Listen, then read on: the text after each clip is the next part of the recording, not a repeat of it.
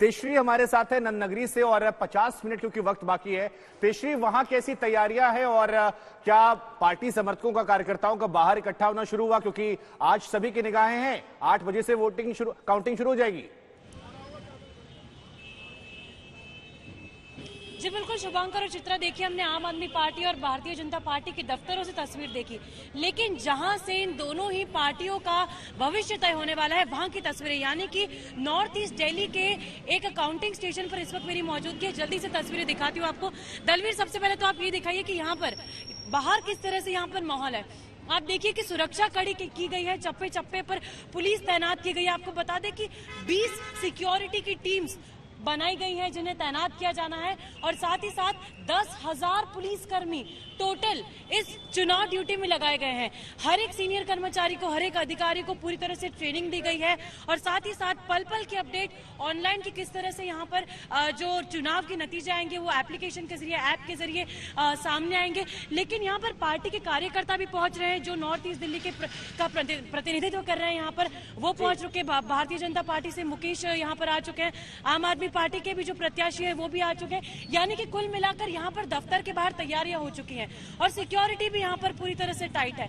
यानी कि अब देखिए यहाँ पर आम आदमी पार्टी और बीजेपी के दफ्तरों में तो अलग अलग नजारा नजर आ रहा है, लेकिन काउंटिंग पोल्स का यहाँ पर मुझे लगता है जो नजारा है वो कुछ अलग है, क्योंकि दोनों ही पार्टी के कार्यकर्ता, दोनों ही पार्टी के प्रत्याशी अब भी यहाँ पर मौजूद है। नॉर्थ ईस्ट दिल्ली की यदि मैं बात करूं तो यहाँ पर आंकड़ों की यदि हम बात करें तो बताया जा रहा है कि यहाँ पर बीजेपी को 41 सीटें मिलने का अनुमान लगाया जा रहा है, और साथ ही साथ आम आदमी कर लेते हैं। अनुमान तो अब बहुत हो गए, लेकिन अब काउंटिंग की बारी है, इस वजह से कुछ देर का और इंतजार।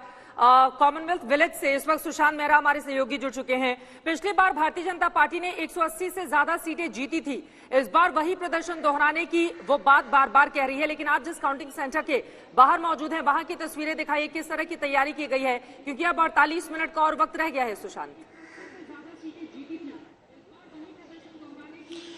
देखिए चित्रा, मैं आपको बता दूं कि लगभग 40 मिनट बाद दिल्ली के इस पूरे, अगर कॉमनवेल्थ गेम्स विलेज की अगर बात की जाए तो 4 बड़ी विधानसभा है, जिसमें 2 वीवीआईपी विधानसभा है। एक पड़पड़गंज जो कि डिप्टी सीएम मनीष सिसोदिया की विधानसभा है, और दूसरा है गांधीनगर जहां पर कांग्रेस के दिग्गज नेता रविंद्र सिंह लवली की साख जो है वो दांव पर लगी। और इस पूरे विलेज को कहा जाए तो 4 विधानसभाओं की काउंटिंग जो है वो होनी है। पिछली जी जरूर मैं आपको तस्वीरें जरूर दिखाऊंगा, अपने कैमरा पर्सन से कहूंगा कि वो तस्वीरें दिखाएं कि तैयारियां जो है वो लगभग पूरी कर ली गई है। भारी सुरक्षा बल जो है वो यहाँ पर तैनात किया गया है, क्योंकि जब लोग यहाँ पर कैंडिडेट्स यहाँ पर पहुंचना जो है वो शुरू हो चुके हैं। अंदर की तरफ काउंटिंग सेंटर में किसी को जाने की इजाजत जो है वो नहीं है, सिर्फ ऑब्जर्वर और कैंडिडेट और उनके काउंटिंग के जो ऑब्जर्वर है वो ही जा सकते हैं। उसके अलावा किसी और को जाने की इजाजत जो है वो अंदर फिलहाल नहीं है।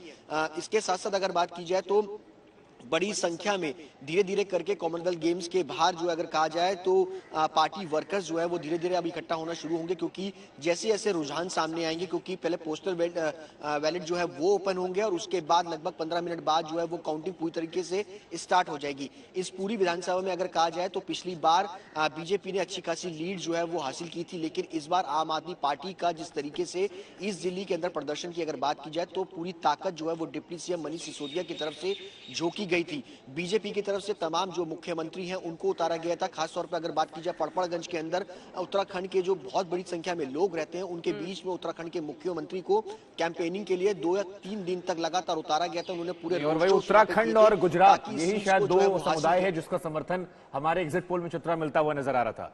कुछ ग्राफिक्स भी हमारे पास आए। तो यहां पर आपको बता दें कि बीजेपी का नारा था कि जहां पर झुग्गी वहीं पर मकान। ये एक बड़ा अचीवमेंट भी बता रहे थे कि हमने 3200 से अधिक मकान दिए।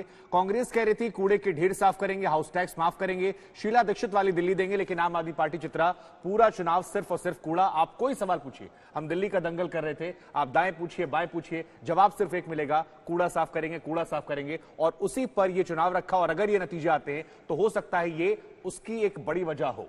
एमसीडी चुनाव के जो मुद्दे रहे हैं, देखिए एक तरफ साफ सफाई, प्रदूषण, भ्रष्टाचार, शिक्षा, साफ पेयजल, इसको लेकर भी, हालांकि एक तरफ यमुना में जो गंदा पानी है उसका मुद्दा बीजेपी की ओर से उठाया जाता रहा, तो वहीं दूसरी तरफ बहुत सारे वीडियो भी सत्येंद्र जैन के सामने आए, लेकिन वो वीडियो एमसीडी चुनाव में काम नहीं आ पाए। जिस तरह के अब तक एग्जिट पोल के आंकड़े सामने आ रहे हैं और उत्साह भी देखने को मिल रहा है आम आदमी पार्टी के दफ्तर में आज सुबह से ही, और ये पिछली बार के आंकड़े आपको दिखा रहे हैं। 2017 में जब इलेक्शन हुए थे तो देखिए किस तरह की स्थिति थी। हालांकि उस समय सीटें 272 थी, 2 सीटों पर चुनाव रद्द हो गए थे। 270 सीटों पर इलेक्शन हुआ था। भारतीय जनता पार्टी ने प्रचंड जीत हासिल की थी। 181 सीटें मिली थी। आम आदमी पार्टी दूसरे नंबर पर 48 के साथ, कांग्रेस पार्टी को 30 सीटें मिली थी। अन्य के खाते में 11 सीटें गई थी। लेकिन इस बार 250 सीटों पर इलेक्शन हुआ है।